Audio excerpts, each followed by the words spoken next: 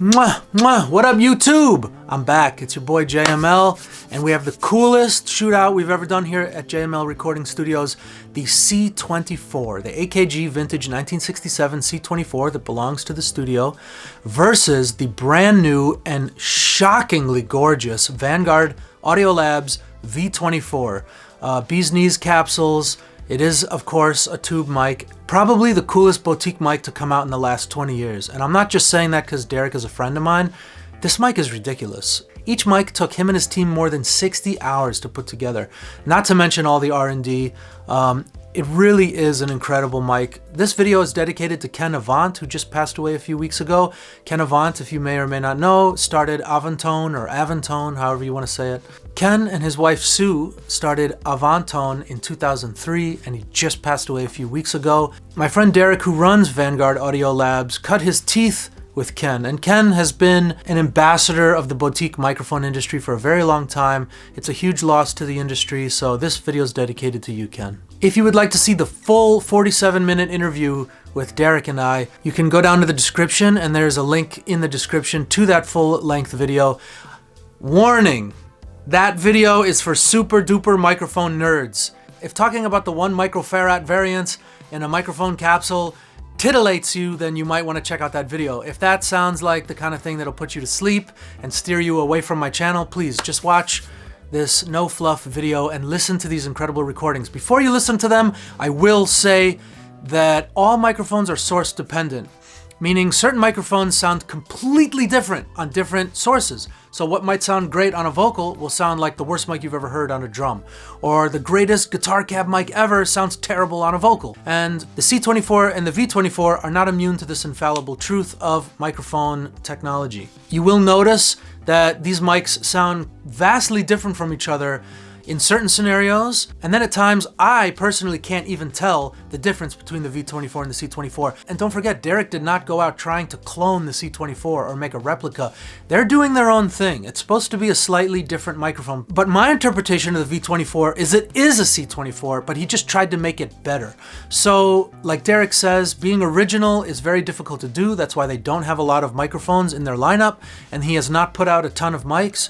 It's because Derek is trying to steer the direction of Vanguard Audio to be a company that's known for unique, creative, exceptional audio tools. So you will not see replicas and clones in the Vanguard lineup, and the V24 is no exception. Although I will say, again, listening to some of these vocals, I can't tell the difference between the C24 and the V24. In a monaural top capsule only recording of a vocal shootout, these mics are neck and neck. And don't forget, the C24, you can't touch it under 20 grand. Some people are asking above 30 grand for one now. And you can pick up a V24 for 9 grand, so. But if someone's looking for a stereo tube mic that has multi-pattern, you won't find one anywhere else except the V24. Even the AR series from Telefunken is fixed cardioid, because at the time they didn't have a 9-pin connection. So without further ado, let's skip the full 47-minute interview, which you can go and check out on my channel, and let's just jump straight into the listening tests. Here we have a vintage Guild 12-string. Capsules are set flat, top capsule only. We're in monaural recording. We just want to hear the sound of these two microphones against each other. We're going into Neve 1073s. We found that the output of these mics is nearly identical, which is great. Here we go. Just strumming an E, keeping it simple.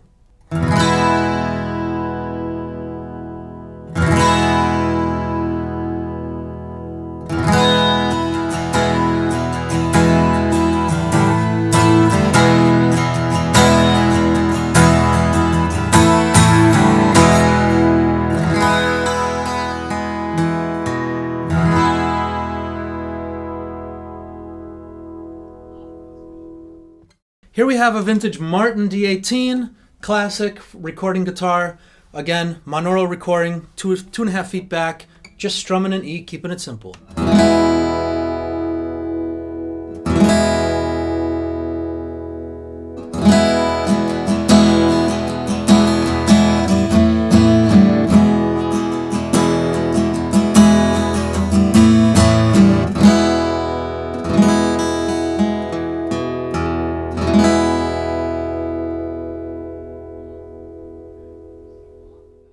Same exact test as before. We hit the switches in the back, so the V24 is now in V251 mode.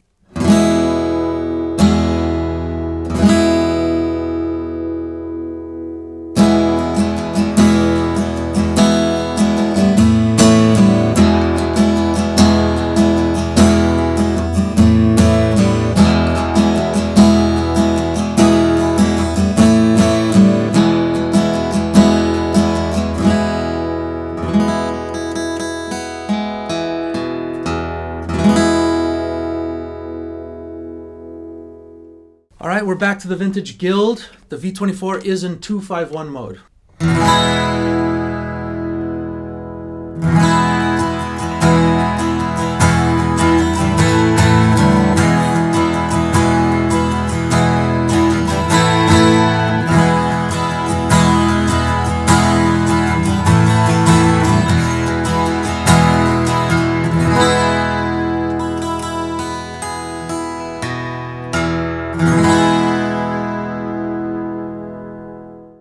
Very interesting, right? Okay, let's listen now just to the V24 in stereo recording, and then we'll listen to the AKG in stereo. This is at 60 and 30, pointed at the 12th fret in flat mode. Here we go.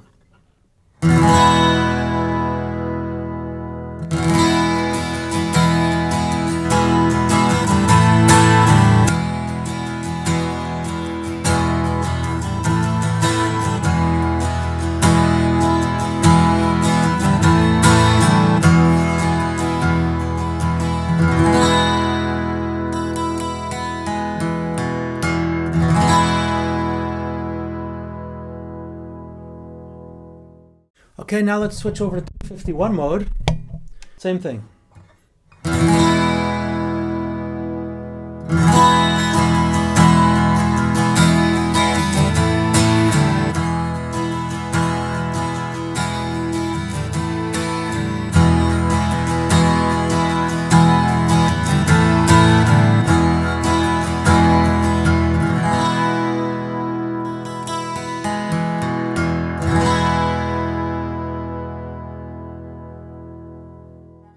Okay, let's switch over to the D18.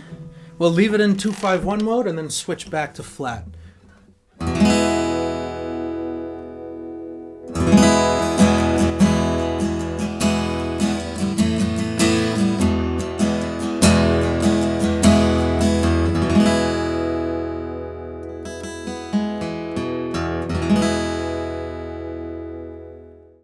And let's hear this beautiful V24 in flat mode.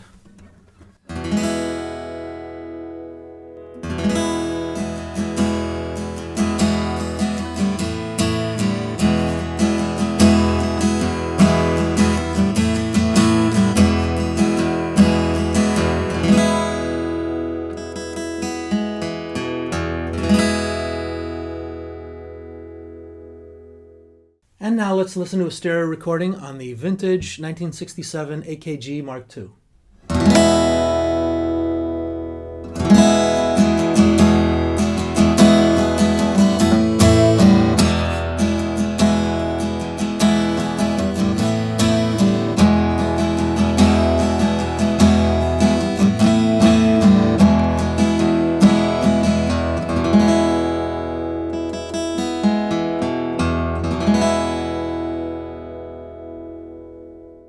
And the Guild.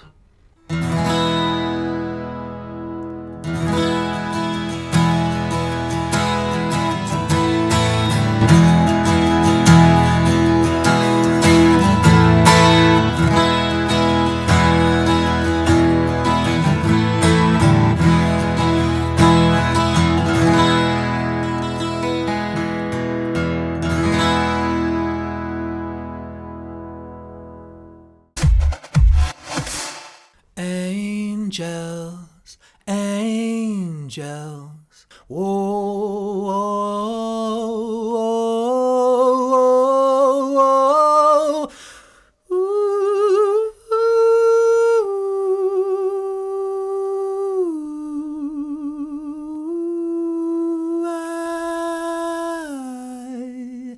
the C24 the V24, the C24, V24, C24, V24, testing, 1, 1, 2, 2, 3, 3. Okay, it was in C12 mode, now it is flat. Here we go. Angels, angels are calling you to me, oh, oh, oh, oh,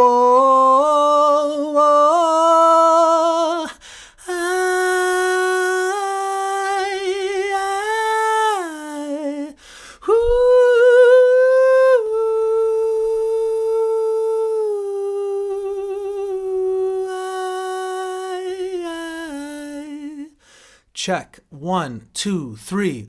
The V24, check, 1, 2, 3. The C24, check, 1, 2, 3. V24, C24, check, 1, 1, 2, 2, 3, 3. And this is why I make microphones and don't make records. Here we go. Said maybe I don't really want to know where your garden grows. I just want to fly. Said lately, did you ever feel the pain in the morning rain as it soaks you to the bone? Maybe I don't want to fly, want to live, don't want to die. Here are some of the things I like to test microphones with. This thing will actually give you some low frequency response in an incredible way.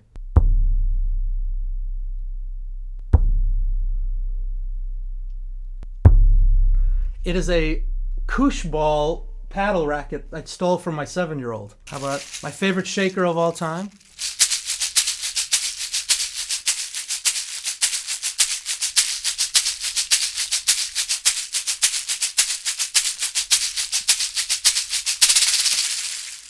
And the old harmonica.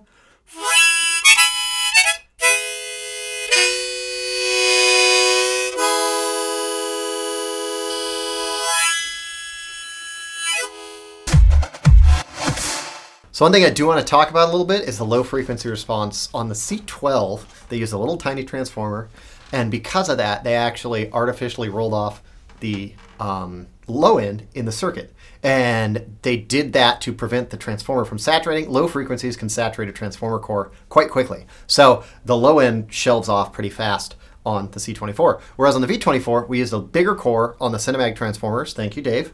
And so we could maintain that low end. Now, when we get in close like this, the proximity effect means that that low end's getting boosted on the C24 and you hear it. But when we get further back,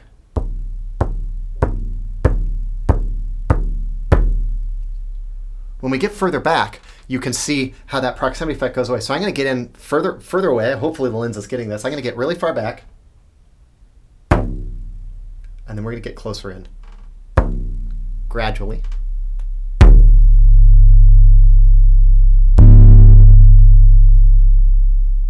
And you can hear the difference on the C24 versus the V24. I'm going to do 2 back here and then 2 up front so that we can switch back and forth in the audio and people can hear the low frequency differences.